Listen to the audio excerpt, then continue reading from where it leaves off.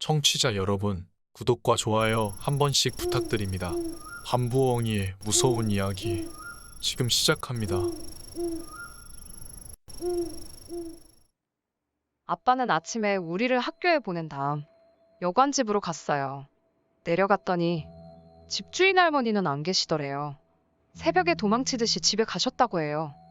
다행히도 어젯밤 그 난리를 전부 보신 여관 아저씨와 얘기가 잘 돼서 구술할 수 있게 되었어요. 할머니가 왜 그랬는지는 아직도 몰라요. 그 뒤로 주인집 할머니를 한 번도 못 봤거든요. 웃긴 건 그 할머니도 우리 집에서 그렇게 놀라서 도망가 놓고 끝까지 우리 가족 이사는 못 가게 하시더라고요. 아무튼 그날 굿하는 걸 허락받고 아빠는 한시름 놓으셨대요. 그렇게 또 며칠이 흘러갔는데 시간이 가면 갈수록 제 몸이 너무 피곤한 거예요. 밤마다 잠에서 깨고 스윽스윽 소리도 밤새 들리고 진짜 황달 온 사람처럼 얼굴도 누렇게 뜨고 엄마가 걱정이 돼서 저를 병원에 데려갔더니 스트레스를 많이 받아서 그런 것 같다고 했대요. 근데 이상하게 가족들은 밤에 한 번도 안 깨고 잘 자는데 저만 유독 10번 넘게 깨고 그 시기에 학교에서 코피도 여러 번 터지고 스트레스성으로 소화불량이 자주 와서 뭘 먹으면 자주 체했어요. 그러던 어느 날 제가 엄청 아픈 날이 있었어요. 그날 엄마가 밤에 저를 돌보시다가 너무 졸리시더래요. 12시에 너무 졸려서 미칠 것 같은데 제가 혹시나 엄마 잠든 사이에 큰일 날까봐 이를 악물고 졸음을 참으셨는데 12시쯤 되니까 제가 갑자기 엎드려 눕더니 몸을 웅크리고 무슨 절 하는 것 같은 자세로 한참을 있더래요. 엄마는 제가 배가 아파서 그러나 싶으셔서 배가 많이 아프니? 하고 저를 일으키려고 하셨는데 제가 꿈쩍도 안 하더래요. 보통 때면 제가 몸무게가 적게 나가서 엄마가 번쩍 들 수 있었는데 옴짝달싹도 안 해서 엄마가 다급하게 아빠를 깨우셨대요. 근데 아빠도 안 일어나시더래요.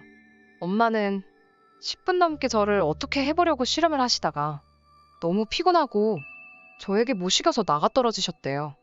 근데 갑자기 제가 조금씩 움직이더니 땅에 머리를 쳐박고 절하는 자세로 방을 막 기어다니기 시작했대요. 손톱을 세워서 바닥을 긁으면서 기어다녔대요. 빠르지도 않고 느리지도 않고 이상한 포즈로 손톱이 바닥에 스쳐서 스슥스슥스슥 기어다니는데 엄마는 그 장면이 너무 무서워서 멍하니 그걸 보고 계셨대요. 그 모습을 아무것도 못하고 홀린 듯 지켜보시다가 본인도 모르게 잠드셨는데 아침에 일어나니까 그 일이 꿈인지 생시인지 분간이 안 가시더래요. 그래서 외할머니께 전화해서 제가 아프다는 것과 밤에 본 것을 말씀드렸더니 그 다음날 무당 아줌마랑 함께 오신다고 하셨대요. 오후에 무당 아주머니께 전화가 왔어요. 제 안부를 물으시고 아무래도 제가 아프고 하니 오늘 밤은 어떻게 보내야 하는지 비방을 알려주셨대요. 가족들에겐 절대 알리지 말고 12시가 되면 화장대 서랍에 숨겨둔 부적을 꺼내서 오른손에 쥐고 그걸 품에 안고 방문을 등지고 앉아 있으세요.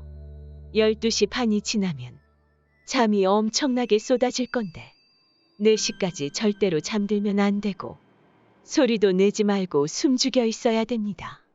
또 딸이 어떤 행동을 하던지 건드리지 말고 가만히 부적만 품고 있으세요.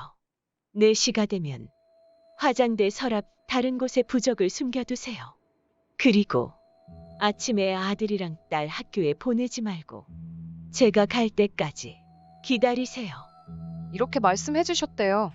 밤이 되고 가족들이 모두 잠들고 나서 엄마는 저를 돌보시다가 12시가 되기 전에 화장대에서 부적을 꺼냈대요. 그걸 무당 아줌마가 일러주신 대로 오른손에 쥐고 품에 안은 채 문을 등지고 앉았는데 정말 잠이 미친 듯이 쏟아지더래요. 혀를 깨물어가며 잠을 참고 있었는데 제가 또 엎드려서 절하는 자세를 하더래요. 엄마는 놀랐지만 그냥 그 모습을 숨죽여서 지켜보고 있으셨대요. 그런데 제가 어제처럼 얼굴을 쳐박고 손톱을 세우는 게 아니라 무슨 강아지처럼 엄마한테 기어서 와서는 엄마 옆에 강아지가 눕듯이 가만히 누워있더래요. 제 행동을 보느라 잠이 깬 것도 잠시. 어제처럼 홀리기라도 한 듯 잠이 쏟아지는데 혀를 피가 나도록 깨무는데도 너무 졸려서 꾸벅꾸벅 졸고 계셨대요. 근데 그럴 때마다 제가 엄마 다리 위에 두 손을 올리고 꾹꾹 눌러서 깨우더래요. 그렇게 겨우 4시까지 버텼더니 저는 언제 그랬냐는 듯 제자리로 돌아가 잠들고 엄마는 가족들이 모르게 다른 서랍에 부적을 숨기고 잠드셨대요. 그러고 그 다음날 무당 아줌마가 외할머니랑 함께 집에 찾아왔어요. 이상하게 무당 아줌마가 갈치를 한가득 싸들고 찾아오셨는데 엄마한테 갈치를 주면서 저녁밥은 이걸로 하시라 그랬대요. 갈치는 냉장고에 넣어둔 뒤에 무당 아줌마랑 우리 가족은 거실에 모였어요. 아줌마가 한참을 아무 말 없이 집안 이곳저곳을 보시다가 갑자기 엄청 상냥한 말투로 엄마한테 혹시 코코라는 고양이 기억하세요? 하고 물으셨는데 엄마는 그 말을 듣는 순간 머리에 뭔가 쿵 하고 얻어맞은 기분이 드셨대요. 코코라는 고양이는 엄마가 중학생 때 키우던 고양이였는데 코코는 길고양이였는데 새끼를 낳다가 새끼는 몸이 너무 약해서 죽고 코코도 거의 죽어가던 걸 엄마가 주워와서 외할머니 허락을 받아 키우셨다는 거예요. 외할머니는 코코한테 살쾡이가 살쪘다고 살찐이라고 불렀는데 엄마는 그게 너무 마음에 안 들어서 외할머니 모르게 코코라는 이름을 붙여주셨대요. 그래서 그 이름은 엄마만 알고 있고 무당 아줌마가 그 이름을 아실 턱이 없는 거죠. 코코는 정성 들여 돌봐서 회복한 뒤로도 거의 10년을 키웠는데 사실상 키웠다고도 할 수 없는 게 원래 길고양이라 집에 붙어있지는 않았대요. 그런데 항상 엄마가 학교 다녀올 때 대문에 가만히 앉아서 기다리고 있었대요.